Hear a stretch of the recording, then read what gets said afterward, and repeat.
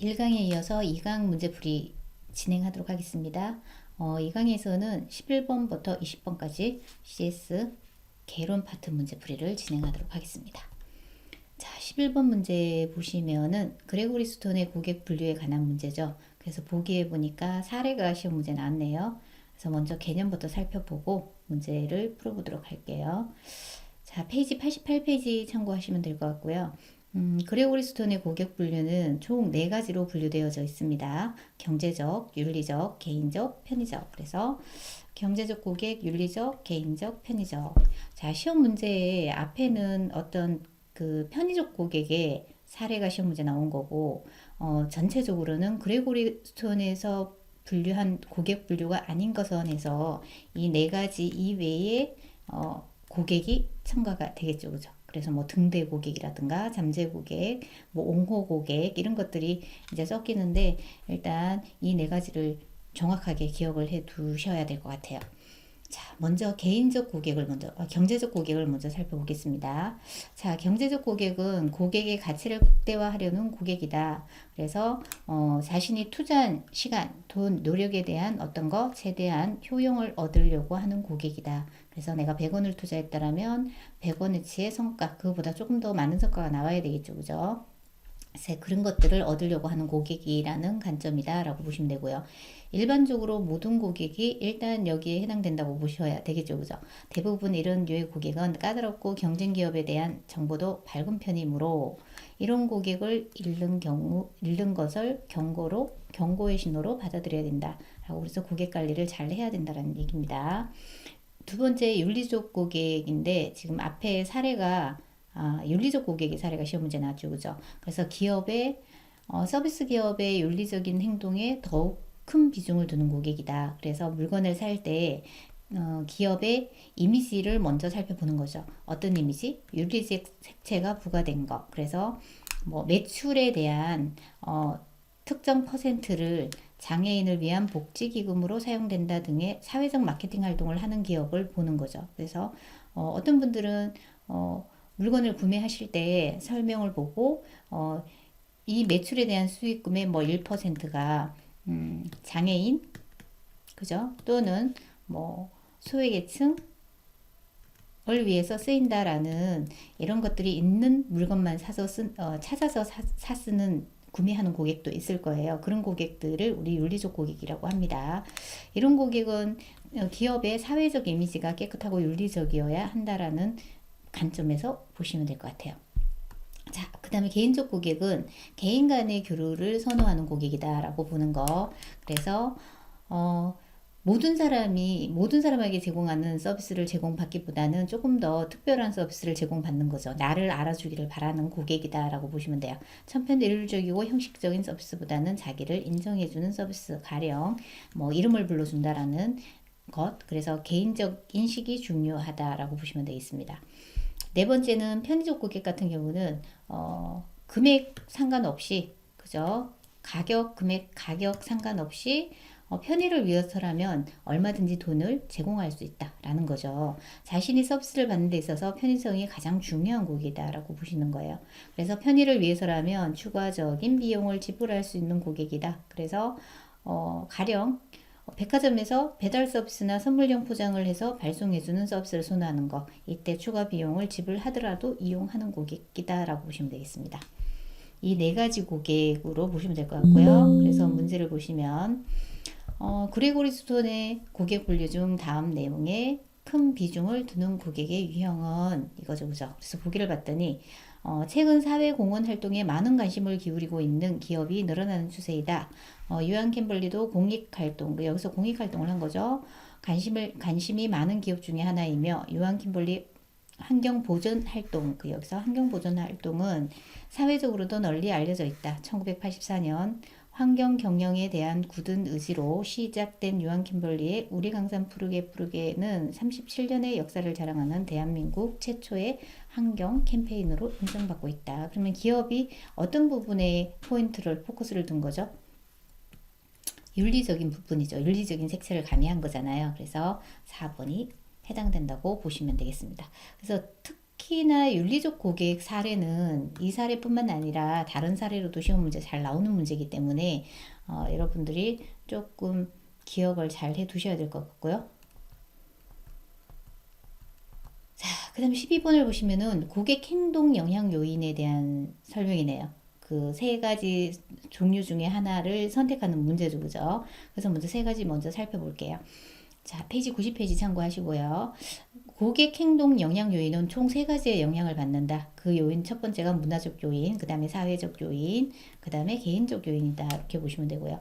자, 문화적 요인을 조금 더 살펴보시면 문화라는 것은 한 개인의 그러니까 욕구와 행동을 결정하는 가장 기본적인 요소이다라고 보는 거예요. 그래서 일반적으로 사람은 태어나서 가족 또는 중고 집단, 사회 계층, 집단으로부터 무엇을 배워요? 가치관이나 선호성이나 지각, 행동을 습득하고 학습한다라는 거예요. 그래서 우리가 이 문화라는 게 우리 대한민국의 문화가 있고 그다음에 각각 지방에 대한 문화가 또 있죠, 그죠? 그래서 저 같은 경우는 경북 안동이 고향인데 그 안동이라는 문화가 유교 문화가 강하죠, 그죠? 그런 문화를 어릴 때부터 학습하고 배웠다라는 거예요. 그래서 그거에 따라서 가치관이 형성이 되고, 그 다음에 행동을 할 때 그거에 기반해서 행동한다라는 것 이렇게 보시면 되고요. 자, 문화의 특성을 먼저 살펴보시면, 자, 시험 문제에서는 문화의 정의도 시험 문제 나오니까 기억을 하셔야 되고요. 자, 정의에 대한 문제 한 문제, 그 다음에 문화에 관련된 요소를 찾는 문제가 또 있겠죠, 그죠? 그 두 가지의 그 유형의 문제가 나오고요. 그 다음 세 번째는 문화의 특성이 시험 문제 잘 나와요, 최근에. 문화의 특성은 규범성과 연대성을 가진다라고 보는 거예요. 그 다음에 태어나면서부터 학습을 하는 거죠. 본능적으로 가지고 있는 것이 아니라 살아가면서 학습하는 거. 그 다음에 공유성, 뭐 신념이나 가치관 같은 경우는 대다수의 구성원에 의해서 공유되어지는 것이다 라고 보는 관점. 그 다음에 지속성이나 동태성을 가진다. 문화는 지속을 해야 되며 그리고 어때요? 다음 세대에 계승이 되기를 바라는 거. 그래서 동태성이라고 하죠, 그죠? 그리고 또 하나는 문화는 우리가 어떤 조선시대의 문화가 지금 현대사회까지 내려오는 것도 있지만 변화한 것도 있죠. 그죠? 점진적으로 바뀌어진다는 거. 그래서 동태성을 갖는다. 변화한다라는 거. 그 다음 만족성은 학습된 욕구뿐만 아니라 기본적인 측면도 만족시킨다라고 보는 겁니다. 자, 그 다음에 사회적 요인 같은 경우는 두 번째 요인이죠. 그죠? 사회적 요인은 우리가 살아가는 중거 집단이나 가족이나 사회적 지위나 역할에 영향을 받는다라고 보는 거예요. 중거 집단은, 자, 1차적인 집단은 우리가 태어나서 주변에 있는 집단들, 가족, 그죠? 친구, 이웃, 동료들이 해당되는 거. 그래서 굉장히 비공식적인 상호작용 집단이라고 보는 거고요. 그래서 1차적인 집단은 지속적이죠. 우리가 가족이 뭐 한 번 가족으로 맺어지면 거의 끝까지 가잖아요, 그죠? 그래서 지속적이면서 그다음에 도덕적 간섭 등에 의해 비공식적인 상호작용을 하는 집단이다. 그 집단에는 가족이나 친구나 이웃 동료들이 있다라고 보는 거예요. 1차 집단의 특징이고요. 그래서 최근 이 시험 문제가 출제가 되고 있기 때문에 기억을 하셔야 되고 2차 집단의 문제는 2차 집단은 이제 지속성이 조금 덜하다. 내가 직장은 다니다가 그만둘 수 있다. 그죠? 그래서 뭐 죽을 때까지 계속 다녀야 되는 건 아니잖아요. 그래서 덜 지속적이며 그 다음에 이게 특징이죠. 사회의 복잡화 전문화로 필요성이 증대되고 있다. 그 다음에 특정 목적을 달성하기 위해 의도적으로 형성된 특수한 이해관계를 바탕으로 한 상호작용이다 라고 보는 거예요. 그리고 비공식적인 게 아니라 뭐다? 공식적인 합리적인 집단이다. 그래서 이 두 집단 1차, 2차의 차이점을 정확하게 가장 뭐 특징적인 건 뭐죠? 1차는 지속적이다. 좀 더 지속적이다. 그럼 2차는 덜 지속적이다. 기억해 주시면 되고요. 그 다음 두 번째 특징으로는 1차 집단은 비공식, 그 다음에 2차 집단은 공식적인 집단이다. 그래서 2차는 종교 집단, 전문가 집단이 해당된다. 이렇게 보는 거예요. 자, 이 부분은 뒤에 가서 다시 설명하기로 하고요. 자, 그 다음에 개인적 요인은 지금 시험 문제 있는 거죠. 그죠? 개인적 요인 세 번째인데, 개인적 요인은 라이프 스타일이나 연령이나 직업이나 경제적 상황, 개성, 가치관에 의해서 영향을 받는다라고 보시면 돼요. 그래서 개인적 특성이죠, 그죠? 그래서 개인적인 기호도도 영향을 미치죠. 그래서 기호도는 연령에 의해 식품, 의류, 가구, 오락 등으로 변화할 수 있고, 이후에 직업 주가 경제적 상황에 따라서 고객 소비 유형에 영향을 미친다라고 보는 거예요. 그래서 개인적 요인 같은 경우는 만약에 1인 가구다 라고 한다라면 1인 가구, 4인 가구 일 경우에 우리가 소비하는 행태가 좀 달라지겠죠. 그죠? 이거에 따라서 우리가 영향을 받는다라는 얘기예요. 그리고 사람들의 어떤 가치관에 따라서도 소비 행태는 달라진다라고 보는 거다. 이렇게 보시면 되겠습니다. 그래서 문제로 돌아가서 문제를 살펴보시면 고객 행동 영향 요인 중 연령, 그죠? 직업, 경제적 상황, 개성, 가치관, 생활 방식 등에 해당하는 것 이런 요소에 영향을 받는 거죠. 그죠? 그래서 이것은 개인적 요소다. 이렇게 찾아주시면 될 것 같아요. 자, 그 다음 13번 보겠습니다. 제가 혼자서 지금 문제를 풀다 보니까 조금 경직되긴 한데, 조금 지루할 수 있을 것 같아요. 그래서 감안하셔서 들어줬으면 좋겠습니다. 자, 13번은 이제 관여도에 관한 문제인데요. 이게 가장 최근 경향의 문제예요. 그래서 새로 추가된 문제라고 보시면 되겠습니다. 여기서 이제 저관여도 수준의 소비자에 대한 마케팅 커뮤니케이션 도구를 개발할 경우 들어갈 내용을 찾아 모두 선택한 것은 이게 문제인데 내용을 먼저 살펴볼게요.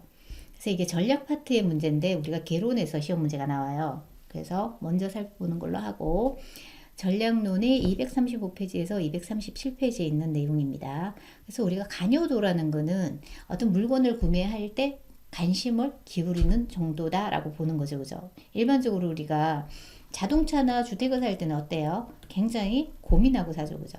오랜 기간 동안에. 그렇지만 우리가 라면을 사거나 음료수를 살 때는 어때요?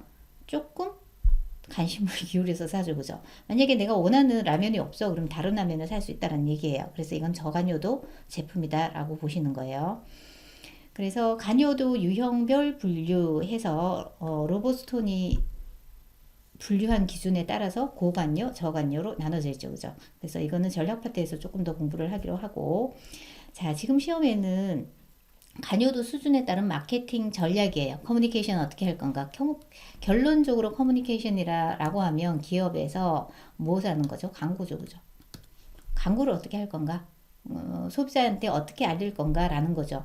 그러면 고관여도 제품일 경우에는 중심 단서, 중심 경로를 통하여 태도 변화를 일으키게 해야 된다라는 관점에서 우리가 해야 되는 거. 그래서 중심 단서는 제품에 대한 자세한 설명을 해줘야 돼요. 그리고 혜택이나 강조를 설명해야 되고 차별점을 강조해야 된다. 왜? 관심을 많이 기울이는 제품이고 한 번 사서 오랫도록 쓰는 제품들이죠. 그죠? 그래서 위에서 보시면 자동차 같은 경우는 구매하면 적어도 1년 이상에서 보통 길게는 7, 8년을 쓰는 제품이잖아요. 그런데 우리가 비스켓이나 라면 같은 경우는 금방 소비되는 제품들이죠. 그죠? 그래서 우리가 고관여도 제품은 조금 더 이런 부분에서 더 강조를 해야 되는 거고 그래서 광고 캠페인을 개발을 해야 되고 매체 선정 시에 인쇄 매체를 이용하는 것도 좋은 방향이다라고 보는 겁니다. 그 다음에 저관여도 제품 같은 경우는 이제 주변에 있는 단서 그 다음에 주변 경로를 통해 태도 변화를 일으키게 하는 게 더 효율적이다라고 보는 거죠. 그래서 주변 단서는 광고 모델의 매력도 그냥 일시적으로 우리가 생각하고 물건을 사서 보는 거죠. 그 다음에 아름다운 배경, 그 다음에 흥겨운 음악 등을 넣어서 광고를 제작하는 게 훨씬 더 효율적이다 이렇게 보는 거예요. 그래서 마케팅 커뮤니케이션 도구의 개발과 소구라는 거는 우리가 소비자한테 뭔가 제안을 하는 거죠. 제안이라고 보시면 돼요. 소구가 필요하고 가능한 짧고 강렬한 메시지로 방송 광고하는 것이 바람직하다 이렇게 보는 겁니다.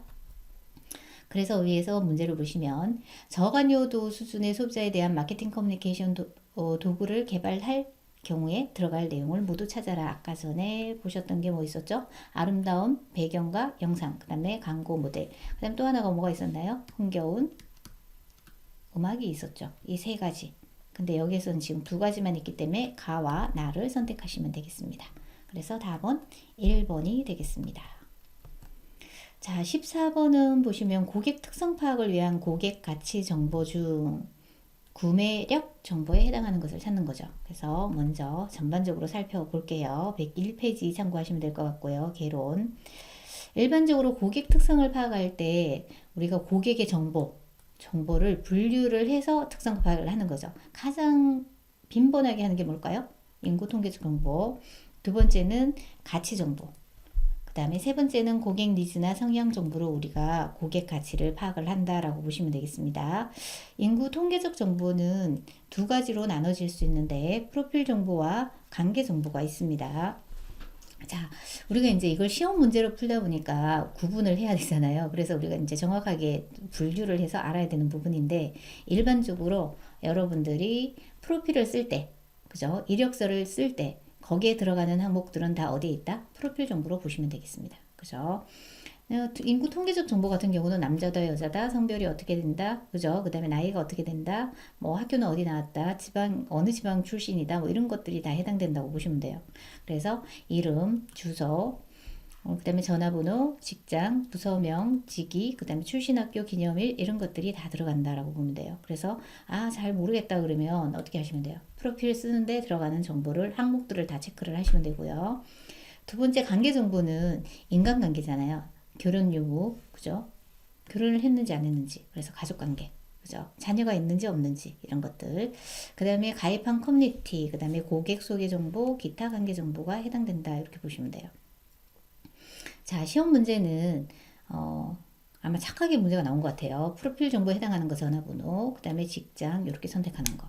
다음 중 관계 정보가 아닌 것은 해서 이게 직장이었던가 그랬던 것 같아요. 그래서 이렇게 문제 푸시면 되고요. 두 번째 이제 가치 정보에서는 이제 고객 가치를 우리가 파악을 한 거죠. 기업 측면에서. 기업에서 고객 가치를 판단할 때는 어떤 부분으로 파악할 수 있을까요? 분류 등급을 파악할 수 있겠죠. 일반적으로는 5가지 등급으로 분류가 된다고 해요. 백화점 같은 경우에. 그래서 S, A, B, C, D로 나눠진다 이렇게 보는데 그럼 이 등급을 우리가 분류하려면 무엇을 기준으로 해야 될까요? 당연히 계약 정보라든가 구매력 정보를 보겠죠. 그죠? 계약 정보를 보시면은 어떠라 A라는 고객이 어떤 제품을 샀고 언제 샀고 그죠? 그 다음에 가입 빈도죠. 그죠? 구입 빈도 한 달에 한 번 사는지 두 번 사는지 이것들도 영향을 받겠죠. 그죠? 그 다음에 금액 한 번 살 때 지갑에 있는 돈을 얼마만큼 쓰고 갈 것인지 금액 그 다음에 고객 평생 가치 그 다음에 지갑 점유율이 조금 전에 설명했던 거죠. 그죠? 그 다음에 매출이나 채권 관련 이런 것들에 해당된다라고 보시면 돼요. 그리고 구매력 정보는 고객이 그 물건을 살 수 있는가, 구매할 능력이 되는가를 보는 거죠. 그럼 구매할 능력이 되려면 뭐가 있어야 돼요? 돈이 있어야 되잖아요. 그죠? 그럼 그 돈은 어디에서? 소득 수준, 소득 원천, 돈은 어디에서 벌 건지, 그죠? 그 다음에 뭐 직장 다니면서 벌 건지, 아니면 뭐 주식을 해서 벌 건지, 이런 것들이죠. 그 다음에 소득 변화의 추이, 그 다음에 재산의 상태, 이런 것들이 구매력 정보에 해당된다. 이렇게 보시면 돼요. 여기에서는 문제가 구매력이 빨간색인데 소득 수준, 고객 지갑 점유율 이렇게 나왔네요. 구매력 정보에 해당하는 것을 찾을까요? 해당하지 않는 것을 찾을까요? 두 개 다 문제가 나왔습니다. 해당하지 않는 것은 고객 지갑 점유율, 그죠? 해당하는 것은 소득 수준 이렇게 찾으시면 되겠습니다. 그 다음 세 번째 보시면 이제 고객 니즈 정보가 나오는데 고객 니즈 정보는 상품에 대한 니즈죠. 뭐 선호하는 브랜드라든가 디자인 이런 것들을 보시면 되겠고요. 뭐 색상도 있겠죠. 그 다음에 선호나 성향 정보 같은 경우는 취미나 특기, 그 다음에 기호품이나 그 다음에 커뮤니케이션 스타일 이런 것들이 해당된다. 이렇게 보시면 돼요. 그래서 빨간색이 기호품에 있기 때문에 우리가 아마도 구매력 정보에 해당되지 않는 것 이렇게도 문제가 나왔을 거예요. 이렇게 찾아주시면 되겠습니다. 자, 조금 전에 설명했는 것 중에 자 구매력 정보에 해당하는 것 이 문제가 시험 문제 나왔죠. 그죠? 소득 수준 이렇게 챙겨주시면 되고요. 그래서 정확하게 다 구분하셔야지 풀 수 있는 문제죠. 그죠? 그래서 각각 구분해서 잘 기억을 해 놓기를 바라겠습니다. 그래서 여기서는 시험 문제가 많이 나왔어요. 뭐 매 회차마다 한 분 이상은 거의 안 빠지고 나오는 문제이기 때문에 기억을 공부를 잘 해 두셔야 되겠습니다. 자, 그 다음에 15번으로 가시면 이제 MBTI에 관련된 문제가 나오네요. MBTI 해석에 관한 유의사항으로 올바르지 않는 것은 찾는 거죠. 그죠? 그래서 먼저 유의할 점을 찾아보겠습니다. 108페이지 참고하시면 되고요. 일반적으로 우리가 MBTI 요즘 굉장히 대중화돼서 많이 쓰긴 하죠. 그죠? 그래서 누구든지 인터넷을 접속하셔서 바로 점수를 체킹하고 결과를 탁 보시죠. 그죠? 이렇게 하시면 안 된다라는 거죠. MBTI 검사가 결과 해석의 단순성 때문에 종종 과신하는 경우가 있다. 기본적으로는 전문가 입회 하에서 어떻게 해야 된다고요? 해석하고 그러니까 테스트하고 해석을 해야 된다라는 거예요. 그래서 전문 지식이 부족한 사람들에 의해서 MBTI가 실시되는 경우가 종종 있다. 이건 안 된다라는 얘기죠. 자, 일반적으로 성격 검사를 사용하는 검사지는 검사의 장점뿐만 아니라 제한점도 확실히 알고 있어야 된다라는 거고요. 검사를 할 때. 그 다음에 사람을 너무 협소하게 범조하거나 명명하기 위해서 사용해서는 안 된다. MBTI를 하는 이유는 뭐다? 서로 다름을 인정하기 위해서 하는 거다. 그죠? 그래서 나와 너가 다름을 인정함으로써 뭐다? 이해폭을 넓히자라는 거죠. 그리고 MBTI 해석을 통해 내담자가 다양한 상황에서 융통성 있게 행동할 수 있도록 가르칠 필요가 있다라고 보는 거예요. 그래서 문제로 올라가 보시면 한번 볼까요? 올바르지 않는 것을 찾는 거네요. 1번 MBTI는 사람을 협소하게 범조하거나 명명하기 위해 사용해서는 안 되겠죠. 2번 일반적으로 성격 검사를 사용하는 검사자는 검사의 장점과 더불어 제한점을 확실히 알고 있어야 한다. 3번 MBTI는 해석을 통해 내담자가 다양한 상황에서 융통성 있게 행동할 수 있도록 지도해야 한다. 그죠? 그 다음 4번 심리검사에 대한 전문 지식이 부족한 사람들에 의해 MBTI가 실시 해석되는 경우가 종종 있기 때문에 어떻게 해야 돼요? 주의가 필요하다. 그 다음에 5번 MBTI 검사는 대중적이고 결과 해석이 단순, 명료하기 때문에 충분한 신뢰성을 담보할 수 있을까요? 그죠? 가신하는 경우가 많죠. 그죠? 그래서 충분한 신뢰를 담보할 수는 없다라는 얘기예요. 대중성과 결과 해석의 단순성 때문에 종종 MBTI를 가신하는 경우가 있다라고 보는 거죠. 그죠? 그래서 5번이 틀렸습니다. 그래서 뭐 이러한 유형의 문제는 항상 나오는 문제니까 학습을 잘 해 두시고요. 자, 그 다음에 16번은 우리가 CRM에 대한 설명이다. 그죠? 그래서 고객 관계 관리에 대한 설명인데 분류 중에 협업 CRM에 대한 솔루션을 찾는 문제다. 그죠? 먼저 우리가 CRM 공부를 먼저 해볼게요. 114페이지 넘어가시면 되고요. 자, CRM의 분류는 세 가지로 분류할 수 있다. 분석하고 운영하고 협업하는 CRM이다. 보시면 되고요. 그냥 분석이라는 글자에서 일단 고객의 데이터를 수집을 하여서 뭘 한다? 쓸모있는 데이터로 분석하는 거죠. 여기서 이제 쓸모있는 데이터라는 것은 뭐죠? 우리가 기업 입장에서 보면 물건을 살 만한 고객 명단을 추출하는 게 분석 CRM이다. 그 추출한 데이터를 가지고 뭘 한다? 운영을 하는 거죠. 운영에서는 이제 마케팅이 들어가겠죠. 그 다음에 협업 CRM 같은 경우는 고객과 커뮤니케이션 할 때 뭐 어떻게 해야 된다? 어떤 채널을 이용할 것인가. 그래서 일반적으로 예전에는 면대면으로 영업을 한 경우도 있고요. 그 다음에 전화통화, 그 다음에 요즘 뭐야? 이메일, SNS, 뭐 굉장히 다양한 방법으로 협업을, 그러니까 커뮤니케이션을 하죠. 그죠? 소통. 그래서 소통 채널이 굉장히 다양해졌다. 이렇게 보는 거예요. 그래서 우리가 시험 문제에서는 자, 첫 번째 유형의 문제가 CRM의 분류를 모두 선택한 것은 해서 이 세 가지 고르는 문제가 있습니다. 해서 분석, 운영, 협업 이렇게 체크를 해 두시면 되고요. 그래서 이제 좀 더 자세히 분석 CRM을 살펴보시면 분석 CRM은 그러니까 수집된 데이터를 고객의 데이터가 굉장히 방대하잖아요. 그죠? 수집된 데이터를 뭘 하는 거다? 추출하고 분석하는 시스템이다. 이렇게 보시면 돼요. 추출하고 분석하는 이유는 뭐다? 구매할 만한 고객 명단을 찾는 거다. 이렇게 보시는 거예요.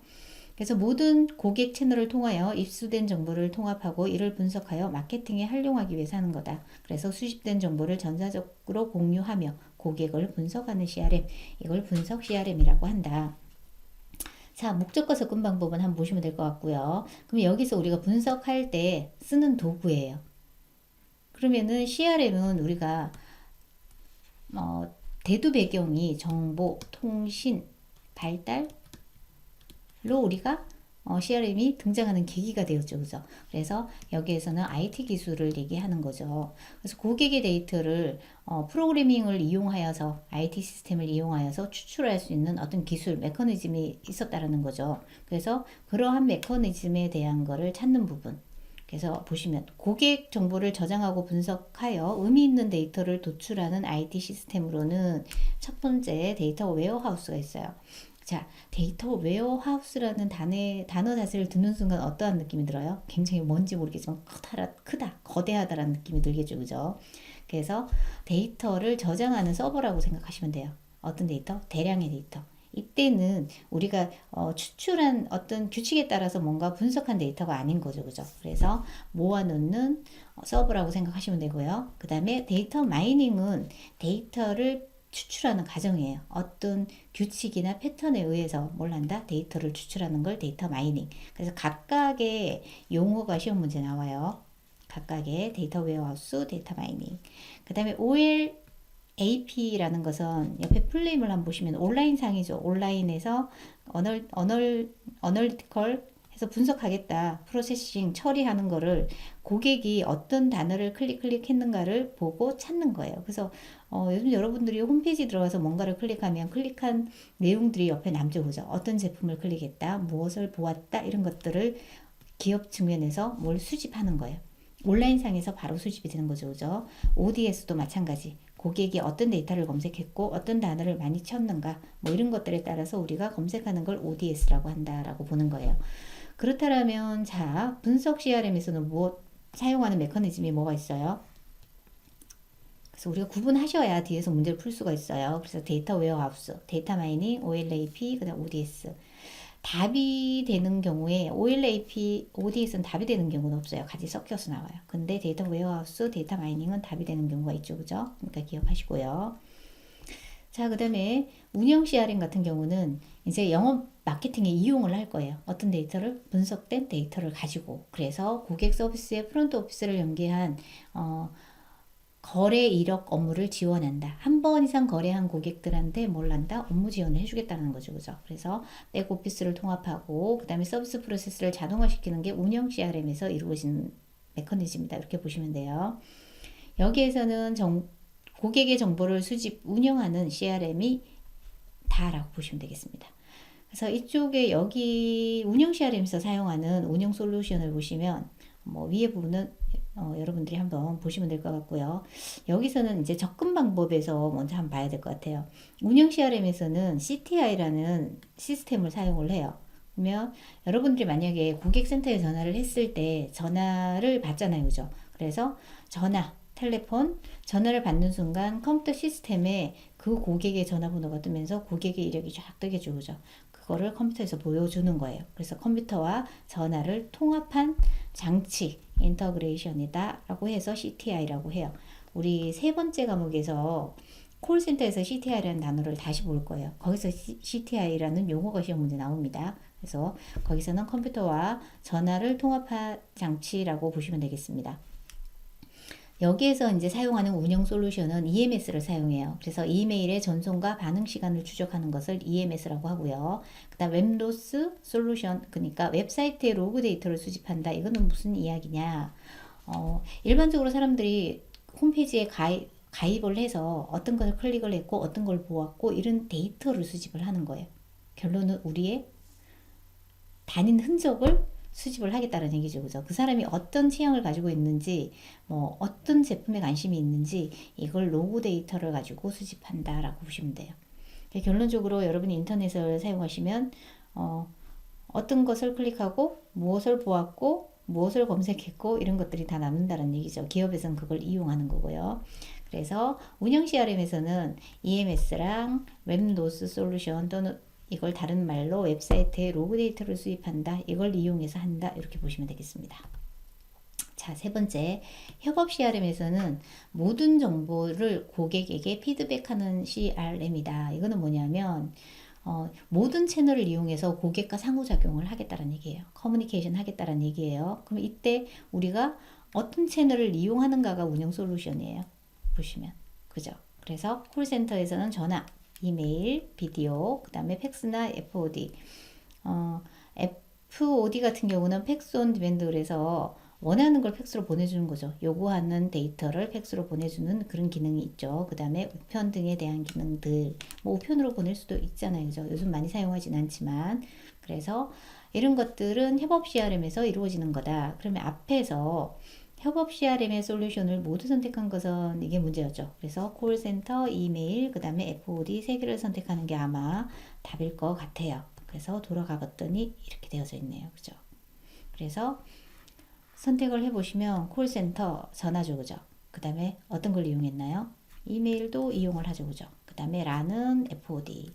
자, 웹 로그 솔루션은 언제 이용했죠? 운영. 그죠? 그 다음에 ODS는 언제 이용했죠? 데이터를 수집하는 거죠. 수집 분석하기 때문에 얘는 언제? 분석 CRM에서 이용했다. 이렇게 답은 가와 나와 뭐죠? 라죠. 그죠? 이렇게 해서 답이 2번 되겠습니다. 자, 그 다음에 이제 보시면은 17번으로 넘어가겠습니다. 고객관계 관리가 필요한 산업으로 가장 거리가 먼 것은. 그래서 먼저 설명을 한번 볼까요? 121페이지 보시면 CRM이 필요한 산업이죠. 그죠?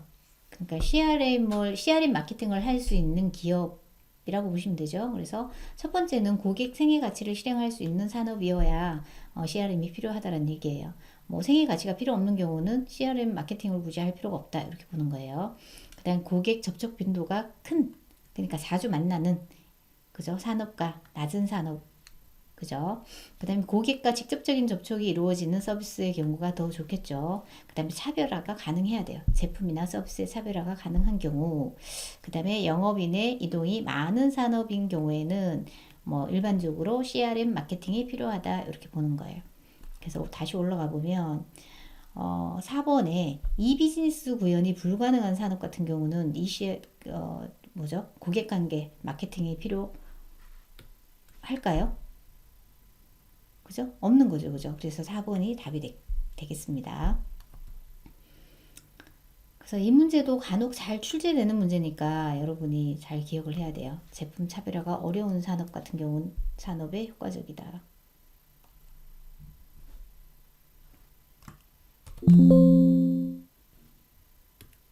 자, 이렇게 보시면 되고요. 자, 그 다음 18번 문제 풀겠습니다. 고객관계관리 전략. 고객관계관리는 보통 한 회차의 문제가 한 3문제에서 많게는 4문제까지 나옵니다. 그래서 조금 열심히 공부를 하셔야 될 것 같고, 고객관계관리 전략 수립과 관련해 고객 분석에 있어 고객 평가하는 방법 중 보기의 설명에 해당하는 것, 뭐 평가하는 방법을 찾는 거죠, 그죠? 얼마나 최근에 자주, 얼마나 최근에 빈도죠, 그죠? 자주. 그 다음에 얼마의 금액으로 구매했는가를 파악하여 기업 입장에서 가장 가치 있는 고객을 파악하는 방법, 이걸 갖다가 RFM이라고 해요. 그래서 자세한 설명을 뒤에서 한번 볼게요. 자, 이걸 하기 전에 우리가 이제 고객을 분석하는 이제 단계를 우리가 봐야 되는데, CRM의 전략 수립 6단계를 먼저 전반적으로 파악을 해야 이 문제가 풀리는 문제죠. 그죠?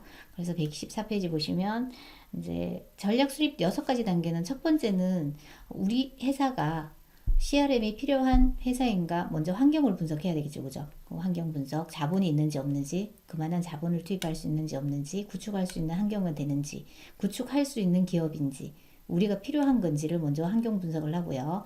그 다음에 우리 기업을 이용하는 고객이 누구인가를 분석을 해야 되겠죠. 고객의 니즈. 그 다음에 CRM의 방향을 설정하고, 이제 고객에 대한 이제 오퍼, 제안을 결정해야 돼요. 물건을 만들어서 고객한테 이거 써주세요 할 때 어떤 제안을 할 것인가, 제안을 결정하고, 그 다음에 개인화 설계하고 커뮤니케이션. 여기서 이제 마케팅이죠. 그죠? 마케팅을 어떻게 설계할 것인가. 이 6가지 단계에 따라서 우리가 전략을 수립한다. 이렇게 보시면 되고요. 자, 첫 번째 환경 분석에서는 이제 시장의 매력도를 분석하는 곳이다라고 보시면 돼요. 일단 시장의 매력도를 분석할 때는 먼저 여기에서 분석을 해야 되는 게 경제적, 정치적, 법적, 기술적, 경쟁적 요인들을 파악을 해야 되는 거. 그 다음에 이제 시장 매력도에 영향을 미치는 요인들을 보시면 이제 시장 요인이나 산업 요인이나 환경 요인. 그래서 여기서 보니까 시장 요인이 빨간색이고 여기가 빨간색이면 시장 요인에 해당되지 않는 것을 찾는 게 문제였겠다. 그죠? 그래서 이렇게 추론을 해 보셔야 돼요. 그래서 시장 요인에는 시장의 규모, 그죠? 그 다음에 성장성, 그 다음 매출의 순환성, 매출의 계절성, 이런 것들은 시장 요인이고요. 산업 요인 같은 경우는 신규 진입자로부터의 어떤 위협 요인, 그 다음에 공급자의 협상력, 그 다음에 경쟁자 수준. 환경적인 요인은 기술적, 경제적, 정치적, 사회적 환경에서 찾아보는 거죠. 그죠? 이런 것들에 대한 분석이 선행이 되어야 되겠죠. 그죠? 자, 두 번째는 이제 고객 분석 단계에서는 고객을 심층적으로 분석을 하는데 고객 평가를 어떻게 할 것인가? 양쪽으로 할 건가? 질적으로 할 건가? 뭐 이런 부분에 대한 평가죠. 그죠? 자, 양적 분석에는 절대, 상대, 기술, 예측 평가를 해요. 그래서 이게 빨간색에 보니까 양적 평가에 해당되지 않는 거 찾는 건가요? 거겠죠? 그죠? 절대평가, 상대평가, 기술평가, 예측평가 찾으시면 되고요. 그럼 반대로 질적평가가 있다는 얘기죠. 그죠? 질적평가에서는 고객을 세분화할 때 쓰는 거. 그래서 뭐 이거에 따라서 세분화해서 질적 평가를 해주는 거다라고 보시면 돼요. 자, 고객을 평가하는 방법에는 자, 여기서 시험 문제가 잘 나와요. 앞에 포인트가 지금 여기 RFM 점수 분석으로 시험 문제가 나왔죠. 그죠? 그래서 수익성 점수로 분석할 수 있고요. 고객을 평가할 때. 고객이 우리 가게, 우리 기업을 얼만큼 이용하는가. 우리 기업에 얼만큼의 수익을 주는가. 이걸 평가하는 거죠. 그죠? 그래서 특정 고객의 매출액이나 순이익, 거래 기간을 고려하여서 자사에 기여하는 수익에 대한 점수로 평가하는 게 수익성 점수다 해서 영어로 시험 문제 나왔네요. 그래서 체크하시고, 그 다음 위험성 점수는 특정 고객이 우리 회사에 끼칠 해저, 나쁜 영향을 얼마나 주는가를 나타내는 점수예요. 그 다음 커버리지 점수 같은 경우는 고객이 자사 상품 중에 얼마나 많은, 그죠? 얼마나 많은 종류의 상품을 구매하는가예요. 그래서 만약에 뭐 애플이라고 하면요. 애플에서 나오는 게 스마트폰이 있고요. 스마트폰을 구매한 고객이 이어폰 구매하겠죠, 그죠? 워치 구매하고요. 그 다음에 이어폰 구매하고요. 그래서 얼마나 많은 종류를 그와 관련된 제품을 구매하는가를 나타내는 점수라고 보시면 돼요. 이것도 시험 문제 나왔겠죠? 파란색이니까. 그 다음에 RFM 점수 같은 경우는 이제 최근에, 그죠? 시점이죠, 그죠? 거래 빈도 일주일에 몇 번, 뭐 한 달에 몇 번, 그 다음에 왔을 때 지갑에 있는 돈을 얼마나 쓰고 가는가, 이거에 따라서 우리가 평가하는 거, 분석하는 것을 갖다가 우리가 RFM 점수라고 합니다. 그 다음에 고객을 분석할 때 평가를 시점에 관련돼서 하는 게 이제 정적 평가나 또는 동적 평가로 나타내겠죠. 그죠? 정적 같은 경우는 특정 시점에서 고객의 모습을 평가하는 거고요. 동적은 여기 시계열, 시간의 순서죠. 그죠? 일정한 기간 동안 고객의 모습을 평가하는 방법이다 해서 동적 평가가 시험 문제 나왔는 문제니까 요거 체크해 주시면 되고요. 그다음 질적 분석 조금 전에 봤던 거. 그 다음에 세 번째 단계에서는 우리가 이제 CRM의 전략 방향을 설정을 해야 되겠죠. 그래서 여기에서는 CRM을 통해 달성하고자 하는 목적 혹은 기대 효과를 확실히 규명하고 목적 달성을 위한 필요한 활동이 무엇인지를 찾아보는 거예요.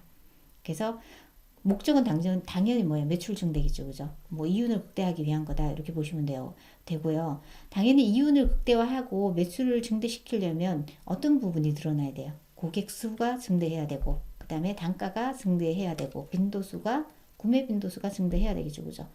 그래서 여기서 시험 문제가 CRM의 전략 방향 설정에 해당하는 것을 찾으세요. 보기가 아마 시험 문제일 거예요. 당연히 고객 수를 증대하기 위해서 우리가 기업에서 하는 전략들이 무엇이 있을까요?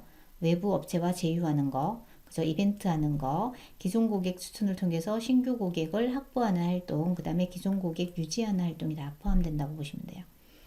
자, 단가를 증대시킬 때는 추가나 교차나 재판매를 하는 전략을 쓰면 되고요. 그 다음에 고객 구매 빈도를 증대시키기 위해서는 뭐다? 사용 방법의 다양화. 그래서 어떤 제품이 A, B, C의 케이스로도 사용할 수 있게끔 해주는 거죠. 그죠? 방법을 다양화시켜서 더 구매를 할 수 있게끔 해주는 거. 그래서 요 세 가지 단계를 보시면 되고요.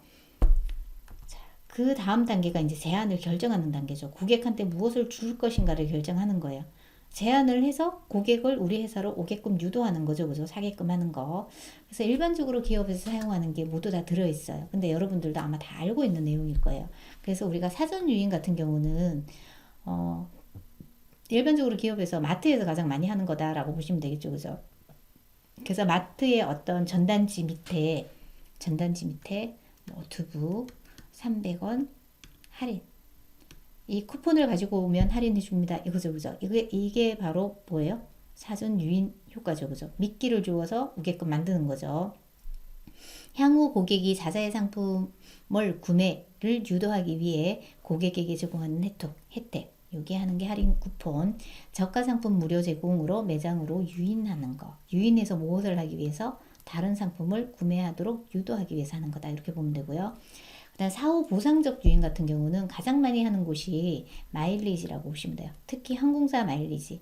우리가 항공 티켓팅을 해서 비행기를 여러 번 타고 나면 마일리지가 생성이 되죠. 그죠? 그럼 이 마일리지로 다음번에 비행기, 그러니까 항공기 티켓을 다시 티켓팅을 할 수 있다. 이렇게 보는 거예요. 그래서 구매 실적에 대한 보답 차원에서 고객에게 제공되는 혜택이다. 그래서 마일리지를 제공해 주는 거다. 이렇게 보시면 되고요. 뭐 잘 나오는 문제니까 체크하시고요. 나머지 맞춤 상품 제공, 그 다음에 적립 상품 권유, 개별적 가격 적용, 그 다음에 개별 제품 개발 반영, 이 부분도 읽어보시면 되고, 시험 문제는 사전적 유인, 사후적 보상 유인, 보상적, 사후 보상적 유인 두 가지는 시험 문제 잘 나오니까 반드시 기억을 해주세요. 자, 그 다음에 이제 제한을 결정할 때 이제 부가적인 혜택을 줄 때 어떻게 줄 건가? 금전적으로 줄 건가? 비금전적으로 줄 건가? 이미 우리가 하고 있는 거, 뭐 사은품, 캐시백, 사이버머니, 뭐 이런 것들이 다 있겠죠, 그죠? 그 다음에 제휴 할인 같은 경우는 이제 간접 할인이 되겠죠. 자, 금전적인 부분은 보면 비금전적인 부분에서는 이제 정보 욕구를 충족시켜주는 거, 메일을 보내주는 거, 맞춤형 정보를 제공해주는 거, 이런 것들이고요. 그 다음에 자기 존경 욕구를 충족시켜주는 것은 뭐 감사나 축하 편지를 발송하는 거, 그 다음에 전담 상담원이 응대하는 거, 그 다음에 고객 커뮤니티를 지원해주는 것, 이런 것들은 비금전적이다 해서 뭐 구분해서 시험 문제 나왔겠다, 그죠? 그 다음에 제한이나 제공 시기에 따라서 거래 실적 기준, 속성 기준, 회사 내부 상한 기준, 포인트 제도 뭐 이런 것들이 있다. 이런 것들로 우리가 제한을 하는 거예요. 제한을 프로포즈를 해서 고객이 오게끔 만드는 거죠. 그죠? 그 다음에 이제 개인화 설계 부분은 개인화 설계 부분은 뭐죠? 이제 제한이 결정이 되었어요. 그럼 그 제한을 어떻게 고객에게 적합한 형태로 전달할 것인가를 설계하는 거예요. 그러니까 광고를 하기 전, 커뮤니케이션 하기 전 단계, 설계 단계라고 보시면 되겠죠. 그죠? 그래서 개인화 설계 방법으로는 일반적으로는 이제 인적 특성을 파악해서 우리가 전달하는 거죠. 그죠? 그 다음에 거래 특성을 결합하여서 총체적인 특성을 파악할 수 있도록 설계를 해주면 되고요. 그 다음에 여기에서 이제 개인화 규칙 유형이 나와요. 일반적으로 개인화 규칙 유형에는 고객의 인적 특성에 기반해서 우리가 하는 경우가 있고 심리적 특성 기반해서 하는 경우가 있어요. 그러니까 광고를 어떻게 할 건가 보는 거죠. 만약에 우리가 판매하는 상품이 30대 여성이다 라고 했을 때 그러면 여기서 성별, 연령, 거주지 이런 것들을 우리가 파악을 해야 되겠죠. 그죠?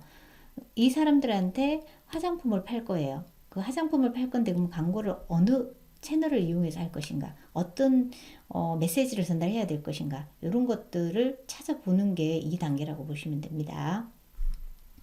그래서 이제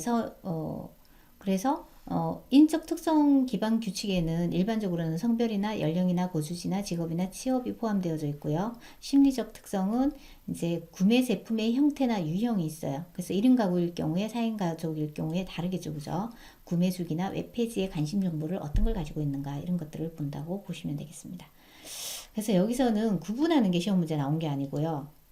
이게 보기에 들어가서 이 빨간색이 아마 보기 안에 들어가 있을 거예요. 단어가, 용어가. 다음 보기와 관련 있는 단계는 해서 시험 문제가 이렇게 나와요. 개인화 설계 단계다. 이렇게 체크해 주시면 돼요. 자, 그 다음에 이제 대화 설계 단계에서 마지막 단계죠. 그죠? 어떤 채널을 이용해서 할 것인가. 고객에게 무엇을 제공할 것이냐와 무엇과 함께 어떻게 제공할 것인가를 파악하는 것이 필요한 단계이다. 라고 보시면 돼요. 그럼 이때 우리가 광고를 할 때, 메시지 전달을 할 때 어느 방법을 이용할 것인가, 커뮤니케이션 방법이죠. 그죠? 어느 채널을 이용할 것인가가 커뮤니케이션 방법이에요. 우편으로 할 것인가, 전화로 할 것인가, 인적 접촉으로 할 건가, 매스미디어로 할 것인가, 이메일로 할 것인가, 문자, 웹 컨텐츠, 뭐 다양한 채널을 이용해서 우리가 커뮤니케이션 하겠다 이런 거죠. 그죠? 그래서 여기서 인적 접촉과 매스미디어 이렇게 나온 거 보니까 커뮤니케이션 대화 설계 방법에 해당하는 것을 모두 선택하여라, 뭐 이게 문제인가 봐요. 그죠? 그래서 체크를 해주시면 되고요. 이때 효과적인 커뮤니케이션 하기 위해서는 당연히 표현을 잘해야 되겠죠. 그죠? 그 다음에 포장도 잘해야 된다. 그래서 자세한 거는 좀 더 읽어보시면 될 것 같고요. 그래서 역으로 돌아가서 지금 CRM 전략 파트, 그러니까 전략 수립 단계의 문제는 웬만한 건 제가 다 이제 체킹을 해 드린 거예요. 그래서 여기에서 조금 전에 고객을 평가할 때 어떻게 최근에 얼마나 자주 얼마의 금액으로 평가하는 방법은 RFM이다. 이걸 찾는 문제였죠. 그죠? 해서 체크를 해 주시면 되고요. 그 다음 19번 문제 풀겠습니다.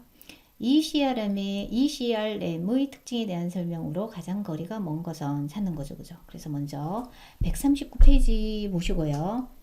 이제 이 CRM의 개념을 먼저 파악하고 보시면 될 것 같아요.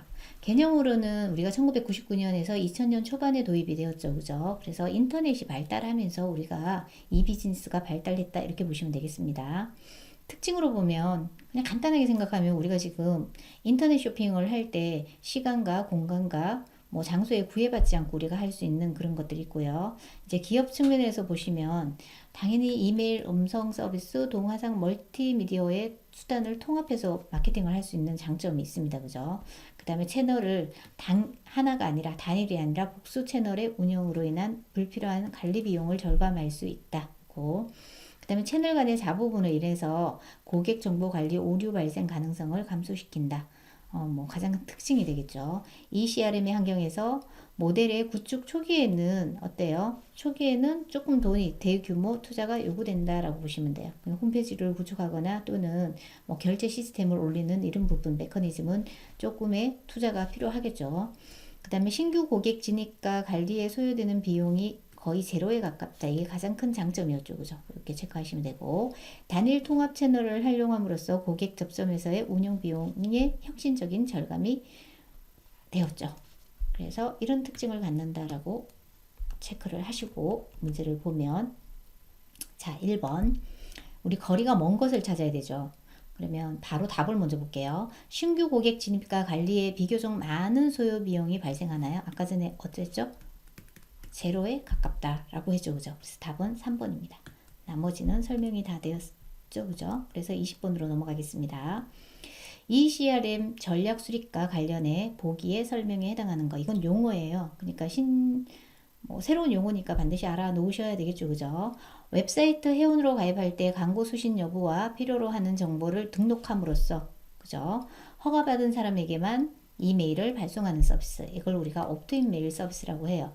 허가받은 사람한테 마케팅을 하는 거는 퍼미션 마케팅이라고 하고요. 그 사람에게 무엇을 보내는 거예요? 이메일을 보내는 거기 때문에 옵트인 메일 서비스다. 이렇게 체크하시면 되겠습니다. 그래서 이 CRM의 전략을 좀 살펴보고 넘어갈게요. 그래서 제가 지금 문제풀이를 해드리면서 웬만큼 나오는 문제는 다 체크를 해드리는 거예요. 그래서 한 번 더 복습한다 생각하시고, 놓쳤던 부분은 여기서 다시 가져가시면 되겠죠. 그죠? 그래서 이 CRM의 전략에는 접근 전략이 있고요. 그 다음에 유지 전략이 있고 만족 전략이 있어요. 그래서 접근 전략의 전략 방법 중에 하나가 퍼미션 마케팅이에요. 고객이 강요당하는 느낌이 들지 않도록 접근하는 거. 그래서 허락을 받고 뭘 한다? 접근한다. 그래서 퍼미션 마케팅 기억하시고요. 이 용어 자체도 시험 문제 나오는 문제예요. 자, 그 다음에 옵트인 메일 서비스는 허락받은 사람한테만 무엇을 하는 거예요? 이메일을 발송하는 서비스다. 그죠? 그래서 이거 조금 전에 풀었던 문제. 그리고 용어 중에 정크 메일은 기억하셔야 되겠죠. 그죠? 고객이 수신을 허락하지 않은 메일을 정크 메일이라고 해요. 그래서 스팸 메일은 다 어디에? 정크 메일이다. 이렇게 보시면 되겠습니다. 자, 유지 전략을 고객을 잘 유지하기 위해서는 이 CRM에서 가장 많이 하는 게 인센티브를 제공하는 거죠. 이탈하지 않게끔 하는 거. 인센티브, 그 다음에 개인화 서비스, 맞춤 서비스를 제공하는 거. 그 다음 원스톱 쇼핑 서비스를 제공한다. 그죠? 이거는 소비자가 상품 구입을 모두 한 곳에서 마칠 수 있도록 하는 서비스를 제공하는 거예요. 그다음 레커멘데이션 서비스는 시험 문제 잘 나오는 거니까 기억하셔야 돼요. 파란색은 다 시험 문제 나왔던 거. 고객에게 무엇을 하는 거예요? 상품을 추천하는 거예요. 고객이 망설이고 있어. 그럼 상품을 추천해 주는 서비스다. 이게 레커멘데이션 서비스다. 이렇게 보시면 되고요. 고객에게 만족을 주기 위한 서비스로는 이제 어드바이스. 망설이고 있을 때 뭘 해준다? 안내해 주는 거. 그죠? 질문이나 답에 안내해 주는 걸 어드바이스 서비스. 자, 서스펜션, 그 다음 웨스 커터마이즈 서비스, 저스트 인 타임, 리마인드, 용어로 시험 문제 한 분 이상 다 나왔던 문제입니다. 보통 한 5분 이상 나왔다고 보시면 되겠습니다. 자, 서스펜션은 여러분들이 많이 쓰는 기능 중에 하나입니다. 찜 기능, 장바구니 기능이죠. 그죠? 그래서 간식 품목이나 찜 상품을 어디에? 장바구니에 추가해서 보관할 수 있는 기능. 이걸 제공해 주는 걸 갖다가 우리가 서스펜션 서비스라고 합니다. 그 다음 매스 커터마이즈 서비스 같은 경우는 이제 맞춤 사양, 원하는 사양을 가진 제품을 제공하는 거. 저스트 인 타임 딱 들어만 봐도 이거는 뭐죠? 언제든지 원하는 시간이나 장소에 구애받지 않고 고객의 상황에 맞추어 상품을 제공해 주는 서비스다라고 보시면 되겠습니다. 자, 리마인드 뭐예요? 되새기는 거죠. 그죠? 그게 고객의 과거 구매력이나 속성으로부터 향후 행동을 예측하거나 그 다음에 기념일 등을 등록을 유도함으로써 어때요? 이를 이용하여 상품 구매를 촉진하는 전략이다 라고 보는 거죠. 리마인드 서비스도 잘 나오는 용어 중에 하나입니다. 그래서 우리가 자, 그 다음에 이제 고객 창출 전략이 하나 있네요. 그래서 커뮤니티 서비스가 있고요. 인비테이션 서비스. 커뮤니티는 일반적으로 우리가 커뮤니티를 많이 이용을 하죠. 홈페이지를 운영을 하는 회사 같은 경우는 홈페이지 내에 게시판을 만들어서 커뮤니티를 이용할 수 있게 해주는 거, 정보를 교환하게 해주는 거, 이걸 갖다가 우리가 커뮤니티 서비스라고 하고요. 인비테이션 서비스 같은 경우는 추천하는 거, 추천을 유도해서 추천해주면 무엇을 주죠? 부가 서비스를 주죠. 부가적인 어떤 혜택을 주거나 아니면 뭐 그 포인트를 주어서 뭔가 다른 사람을 추천을 유도하게 만드는 거, 이걸 갖다가 인비테이션 서비스라고 합니다.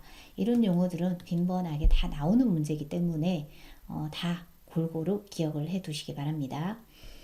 자, 그래서 이제 두 번째 강의에서 20번까지 문제풀이를 마치고 다음 강의에서 3강에서 우리가 21번서부터 마지막 30번 문제풀이 하도록 하겠습니다. 수고하셨습니다.